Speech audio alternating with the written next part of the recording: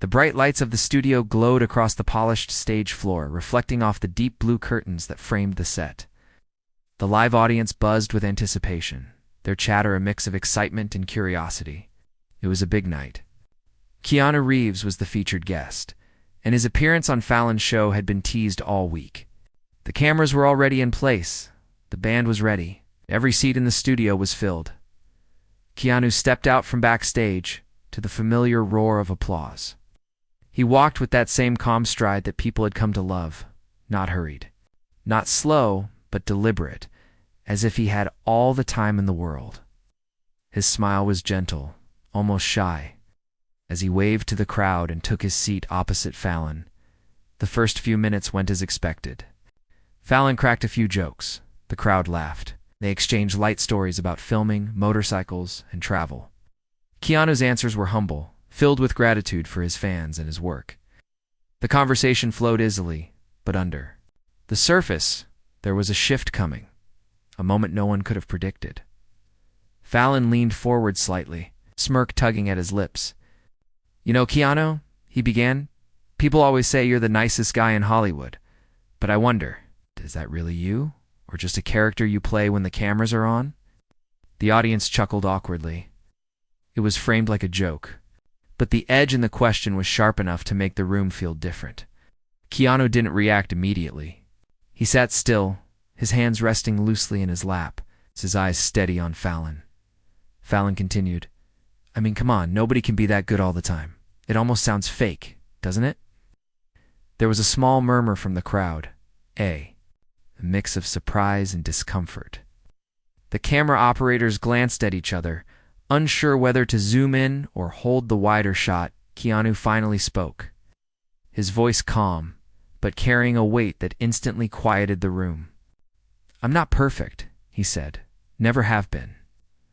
But kindness isn't an act, it's a choice.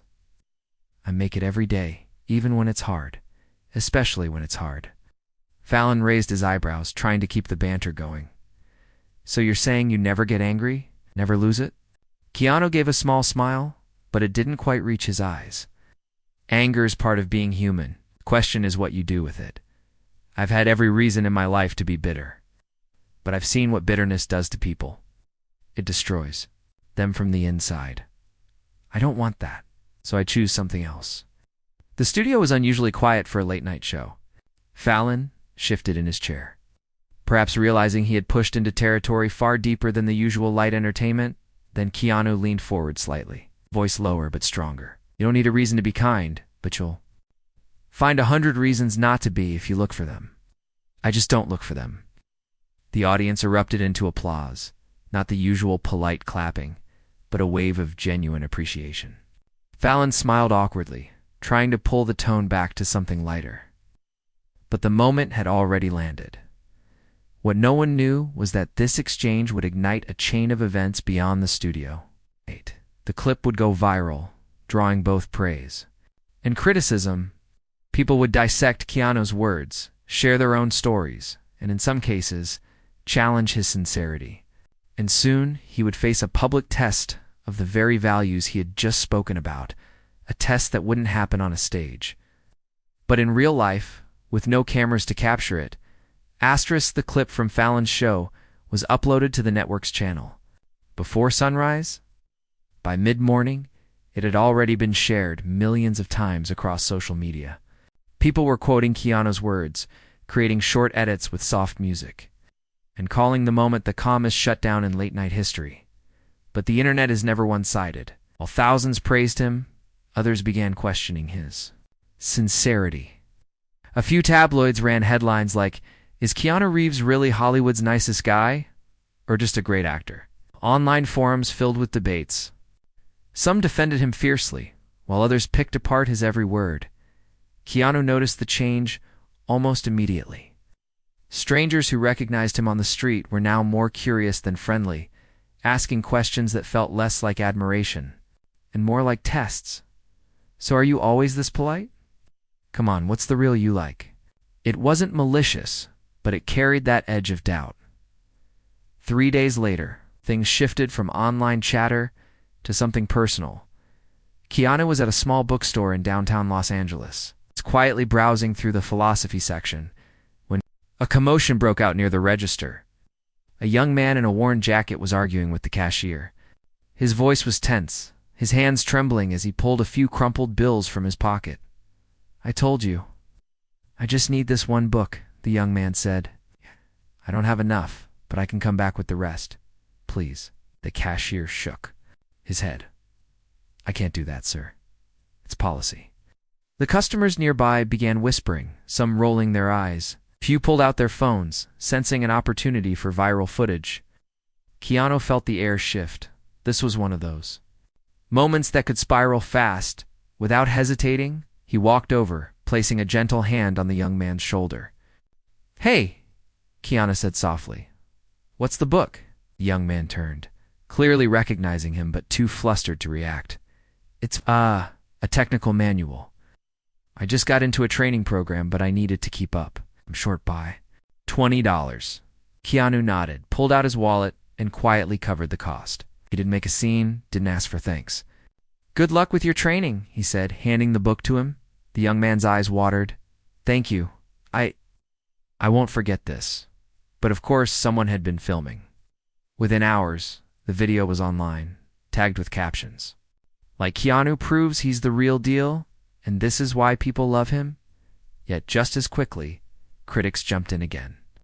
He knew he was being filmed. One comment read, "It's all just image." Keanu ignored the noise, but a part of him knew it wasn't going away.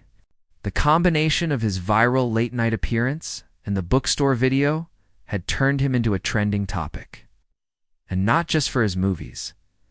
That evening, as he sat in his kitchen, his phone buzzed with a message from his friend Lucas, a volunteer.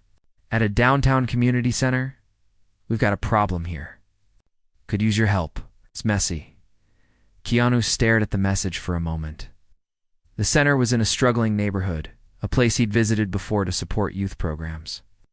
He didn't know it yet, but what waited for him there would be far more complicated than a tense question on TV or paying for a book. It would put him face to face with a conflict that no amount of silence or calm words could diffuse easily. The community center was tucked between two aging brick buildings, its faded blue paint peeling in long strips. The night air was cool, and the street outside was unusually quiet except for the occasional hum of a passing car. Keanu parked a few blocks away and walked the rest, his hands in his pockets, his eyes scanning the shadows out of habit. Lucas met him at the entrance. He was a tall man in his 40s, wearing a worn hoodie and a tired expression. "Thanks for coming," he said. "Things got heated tonight." Inside, the center's main hall was filled with low chatter and tense faces. A group of teenagers sat in one corner, their eyes darting toward another group on the far side of the room. The air felt thick with unspoken anger. Lucas led Keanu into his small office, closing the door behind them. "We've been trying to keep the peace between these two groups for months," he explained. "Both come from rough neighborhoods. There's history, old grudges, family stuff tonight it boiled over. One of them accused the other of stealing supplies from our storage room. Almost turned into a fight." Keanu frowned. "Did they take food and laptops we just got from a donor?" "We can't prove who did it, but both sides are pointing fingers. If we don't handle this right, it's going to spill into the streets." Keanu thought for a moment. "So what do you need me to do?" Lucas sighed. "They listen to you, not just because you're Keanu Reeves, but because you've been here before. You've talked to them, played basketball with them, remembered their names. Maybe if they hear you, they'll back down." They walked back into the hall. The room fell quieter as the teens noticed him. Some whispered, some straightened up in their seats, others looked away. Keanu didn't raise his voice. He just stood there for a moment, letting the silence settle. "I heard there's a problem," he said finally. "I'm not here to take sides. I'm here because I care about this place, and I know you do too." A boy in a black hoodie spoke first, his voice sharp. "Why should we listen? They stole from us." A girl from the other group shot back, "You're the thieves." Tension crackled like static. Keanu stepped forward. "You can keep pointing fingers, or you can figure out what's actually true. But here's the thing. If you turn on each other, You're doing exactly what the world expects you to do. And trust me, the world's happy to watch you tear each other apart. I've seen what happens. I've seen what happens when people let anger decide their next move, Keanu continued. It doesn't just hurt you, it hurts the people who care about you. It hurts places like this. I'm telling you right now, you're better than that. Someone in the back muttered. Words won't get our stuff back. Keanu nodded slowly. You're right. Words alone won't. So here's what we do. We find the truth together. Everyone helps. No blame until we know. And when we do know, we make it right. Together. There was hesitation, but also a shift, the smallest crack in the wall between. Then Lucas stepped in, offering a plan to check the security cameras and inventory records. Both groups reluctantly agreed to help. Wasn't a solution yet, but it was enough to keep the night from ending in violence. As the teens began talking in small clusters, Lucas pulled Keanu aside. You bought us time, but if whoever took that stuff doesn't own up soon, this could still explode. Keanu glanced around the room, his eyes narrowing slightly. Then we make sure the truth comes out before it's too late. What he didn't know was that the missing supplies were only a small part of a much larger problem, one that would soon tie back to his own name being in the headlines. And to someone who wanted to see his reputation torn apart, asterisk the next. Morning, Lucas called Keanu early. His voice was tense, the kind of tone that meant the situation hadn't cooled overnight. We checked the cameras, Lucas said. Someone wiped the footage from that night. Not just the storage room. The whole system. Keanu paused, gripping the phone tighter. So whoever took the supplies knew exactly what they were doing. Yeah, Lucas said. And it's worse. A reporter showed up here this morning asking questions, not about the theft, but about you. She said she had information that you were involved somehow. I told her that was insane, but she claims she's got an anonymous source. Keanu felt a slow, cold heaviness in his chest. Someone's setting this up. Looks like it, Lucas replied. And if the story gets out before we prove what really happened, it could ruin the center, and you. Later that day, Keanu drove back to the community center. Word had already spread among the teens. Some were curious, others skeptical, and a few looked at him with the kind of guarded suspicion that comes when rumors take root before the truth has a chance. One of the older boys, Devin, approached him near the basketball court. People are saying you paid someone to hide what happened, he said bluntly. That true? Keanu met his gaze without flinching. No. And I'm going to prove it, but I can't do it alone. If you know something, now's the time to speak. Up. Devin hesitated, glancing around to make sure no one else was close. I saw a guy here last week who didn't belong.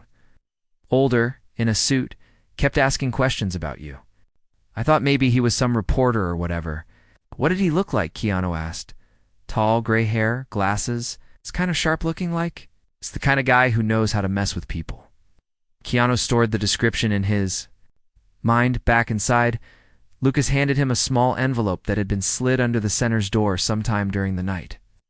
Inside was a single printed photo, a blurry image of Keanu talking to the young man from the bookstore incident. Scrawled. In marker across the bottom were the words, "We know what you're really doing." Keanu stared at it for a long moment. The message wasn't about truth, it was about intimidation. Whoever this was, they weren't just trying to hurt him publicly. They were baiting him, trying to make him react in a way that would confirm their story.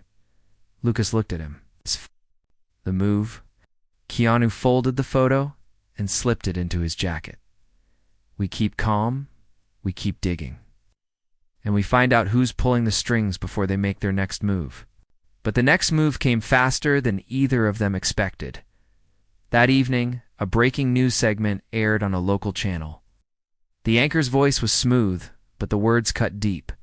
Sources claim actor Keanu Reeves is tied to a cover-up involving stolen donations from a downtown community center. The segment ended with a blurred still of him leaving the building. Making it look as if he were sneaking out, Keanu knew the damage had begun. But he also knew the only way out was through. And if he wanted the truth to win, he'd have to walk straight into the storm and face the person who had started it. Keanu spent that night going over every detail of the past few weeks in his mind. The panel with Fallon, the bookstore moment, the visit to the community center. Oh, None of it connected on the surface, yet somehow, someone had woven those events into a trap designed to make him look guilty. The next morning, Lucas called with news. "I think we have a lead on the guy Devin saw. One of our volunteers recognized him from a networking event last year. His name's Martin Cross. Works in public relations, the kind of PR that cleans up messes for people with deep pockets. So he's a fixer," Keanu said. "Yeah, and here's the thing," Lucas continued. "Martin's current client, businessman named Randall, Carrick owns a property development firm. He's been trying to buy this block for months to tear it down and build luxury condos. We've been one of the holdouts." It clicked. If the center's reputation is destroyed, you lose funding. And if I'm connected to the scandal, people pull out even faster. Then Carrick gets what he wants. Lucas's voice was grim. Exactly. Keanu knew they couldn't just accuse Carrick without proof. They needed hard evidence, something undeniable. And they needed it fast. That evening, Keanu returned to the center under the pretense of a normal visit. He walked the halls, greeting the teens, asking about school, keeping the atmosphere calm. All the while, Lucas and a trusted volunteer quietly set up hidden cameras in key spots, including the storage room. 2 nights later, their patience paid off.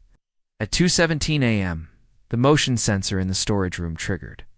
The cameras captured a man in dark clothing, with a baseball cap pulled low, moving quickly toward the shelves. He loaded a box into a large duffel bag, but when he turned toward the door, the angle caught his face clearly. It was Martin Cross by sunrise. Keanu and Lucas had the footage in hand. They could have gone straight to the police, but Keanu knew the court of public opinion was just as important now. If they didn't get ahead of the story, the smear would keep spreading.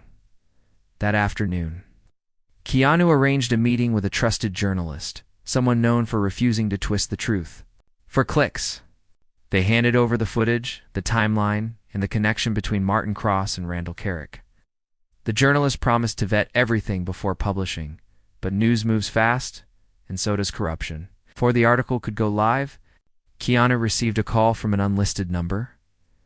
"You're making a mistake," a voice said, smooth, confident, almost amused. "Walk away from this, Reeves. I can make the noise disappear. But if you keep pushing, you'll regret it." Keanu's reply was calm. "You've mistaken me for someone who backs down." There was a pause, then the voice chuckled. Then, "I'll see you on the front page." The line went dead. The next 24 hours would decide everything. Whether the truth would break through or be buried under another wave of lies. The morning the article went live. The internet erupted. The headline read, "Exclusive evidence clears. Keanu Reeves in community center theft. Exposes smear campaign tied to property developer." Beneath it was the still frame from the security footage, Martin Cross's face caught in perfect clarity. As he removed the stolen supplies, the article traced the chain of events from the break-in to the false rumors, connecting it directly to Randall Carrick's push to buy out the block. The public reaction was immediate and loud. People who had doubted Keanu just days before flooded social media with apologies and praise. Hashtags like #StandWithKeanu and #ProtectTheCenter began trending. Even local news stations that had run the original smear were forced to air corrections. But the real moment came that evening at the community center. The teens, volunteers, and neighbors gathered in the main hall. The energy in the room was different this time. No suspicion, no tension, just relief and pride. Lucas stood at the front, holding a printed copy of the article like a trophy. "We didn't just save our name," Lucas said. "We saved this place." Keanu stepped forward, his hands in his pockets, his voice calm but steady. "This was never about me. It was about all of us, about standing together when someone tries to tear you down. We fought back with truth, and we won. But remember, not every fight will have cameras or articles. Sometimes it's just you standing for what's right, even if nobody sees it." The applause that followed was loud, but it wasn't the volume that mattered. It was the warmth behind it. After the crowd thinned, Devin approached Keanu. "Guess you were right," he said. "The world's happy to watch us tear each other apart, but we didn't let it happen." Keanu smiled faintly. "No, and that's how you win. One choice at a time." As he left the center that night, the air was cool and quiet. False headlines were gone, replaced with the truth. Keurig and Cross were facing legal action. The center's funding had actually increased thanks to a surge of public donations. Walking toward his car, Keanu thought back to Fallon's question, the one that had started this chain of events. Is kindness real or just an act? He knew the answer more clearly now than ever. Kindness wasn't about never facing cruelty. It was about what you chose to do when cruelty found you.